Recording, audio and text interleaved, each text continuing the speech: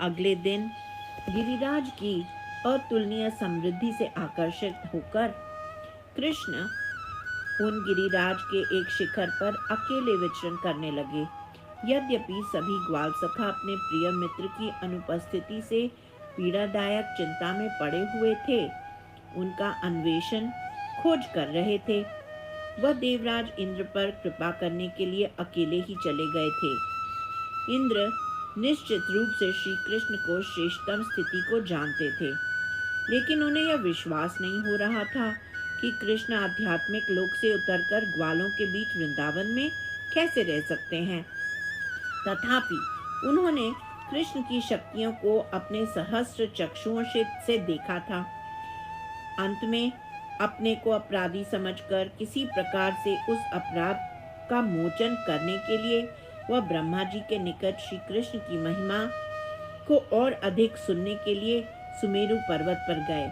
ब्रह्मा जी ने इंद्र को परामर्श दिया और फिर स्वर्ग में रहने वाले कश्यप की पत्नी देवी सुरभि के पास ले आए। इंद्र ने सुरभि गाय पर प्रचुर स्नेह प्रदर्शित किया और सेवा भक्ति से उसे प्रसन्न किया। श्री कृष्ण के द्वारा गोवर्धन पर्वत धारण करने की लीला ने हजारों नेत्र वाले को गहरे असमंजस की परतों से ढक दिया था। फलतः इंद्र ने क्रोध और अहंकार के हानिकारक गुणों को त्याग दिया और सौभाग्य की मधुर सुगंधि से युक्त देवी सुरभि के साथ वृंदावन चले आए। इंद्र श्री कृष्ण से मिलकर अपने गंभीर अपराध के लिए क्षमा मांगना चाहते थे। वह जानते थे कि श्री कृष्ण को गोवंश अत्यधिक प्रिय है और वे तो केवल शुद्ध भक्तों द्वारा ही नियंत्रित किए जा सकते हैं। सौम्य स्वभाव से युक्त होकर सुरभि ने सम्मान पूर्वक गोप वेशधारी श्री कृष्ण का ध्यान आकर्षित करके और विनम्रता पूर्वक उनके निकट पहुंची।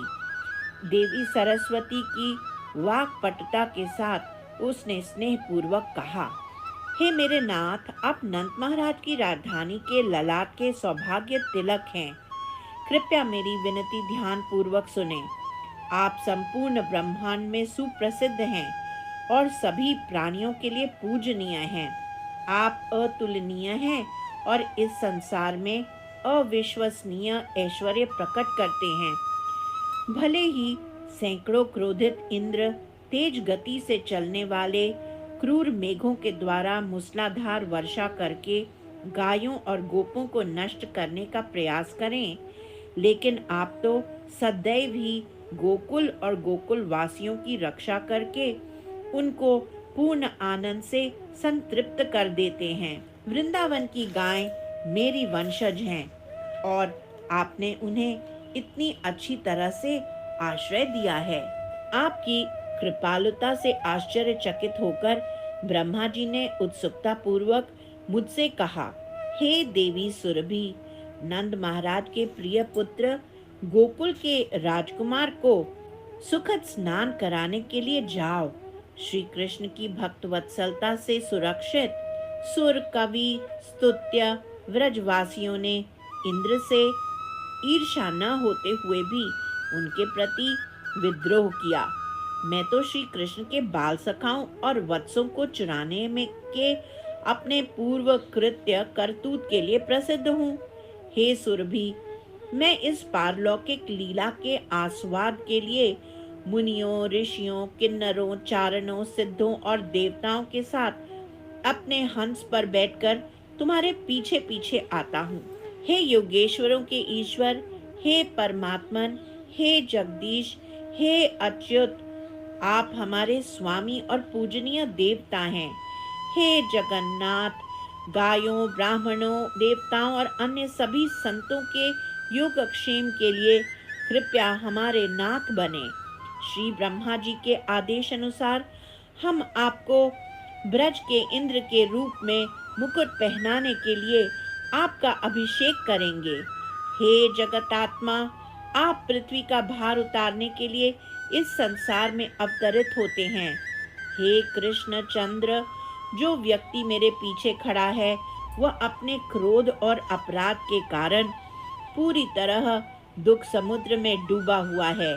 वह लज्जा से अपने नेत्र नीचे झुकाकर अपने असम्य और अहंकारपूर्ण कार्यों पर पश्चाताप कर रहा है। मन ही मन वह स्वयं को बार बार धिक्कारता रहता है। वह वास्तव में आपके प्रति किए गए अपने गंभीर अपराधों के लिए क्षमा किए जाने की आशा करता है, लेकिन आगे बढ़ने से भयभीत है। यदि आप अनुमति दें तो वह सामने आकर अपनी याचिका प्रस्तुत करे। इंद्र की अपनी प्रतिष्ठा नष्ट हो गई है। वह भगवान श्री कृष्ण के प्रति अपने अपराधों पर बहुत लज्जित है। उसने अपनी हजारों आंखों से आंसू पोंछे और झूठे गर्व के पहाड़ से नीचे उतर आया। सुरभि के निर्देशों का पालन करते हुए उन्होंने अपने श्वेत मेघ जैसे ऐरावत हाथी को पीछे छोड़ दिया है और अकेले गोवर्धन की ओर चल पड़े। इंद्र श्री कृष्ण को देखकर मंत्रमुग्ध हो गए। श्री कृष्ण एक अविनाशी बालक हैं जो सभी के कष्टों को दूर करते हैं।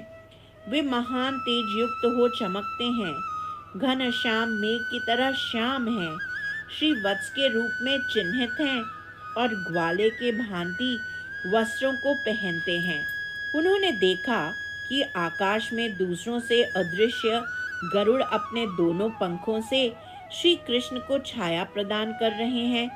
मतभेद के भय से ऋषि, देवता और उनकी पत्नियां दूर दूर रहे। श्री कृष्ण ने दृष्टिपात किया और कहा, हे देवराज इंद्र, मुझे आश्चर्य है कि आपके मन में स्पष्ट रूप से मेरे प्रति अभूतपूर्व स्नेह है। आप मुझ ग्वाल बाल पर दया करने आए हैं, जिसने आपकी पूजा रोककर आपको रुष्ट किया है। लज्जा और भय के मारे इंद्र लगभग भूमि पर गिर पड़े। वह चुपचाप एकांत स्थान में श्री कृष्ण के पास पहुंचे और तुरंत उनके चरण कमलों पर गिर पड़े। जिस समय वह भगवान के प्रति समर्पित होकर दंडवत भूमि पर लेटे, उस समय ऐसा प्रतीत हुआ कि उनके उज्जवल मुकुट पर लगे भव्य रत्नों की चमक कृष्ण के उन चरण कमलों को प्रतिबिंबित कर रही है। बहुत देर तक उसी मुद्रा में रहने के बाद भय और भक्ति दोनों भावों के साथ उन्होंने श्री कृष्ण के चमकते रत्न जैसे चरण नख को देखा। अब तक तो उन्होंने सर्वशक्तिमान श्री कृष्ण की पारलौकिक शक्ति के बारे में सुना था और अब देख भी लिया। इस तरह से तीनों लोकों का स्वामी होने का उनका मिथ्या अभिमान चला गया। अज्ञानता के कारण उन्होंने मूर्खतापूर्ण कार्य किया था। अब विनम्र होकर उन्होंने श्री कृष्ण से प्रार्थना की, गिरिराज धरन की जय, गिरि गोवर्धन की जय।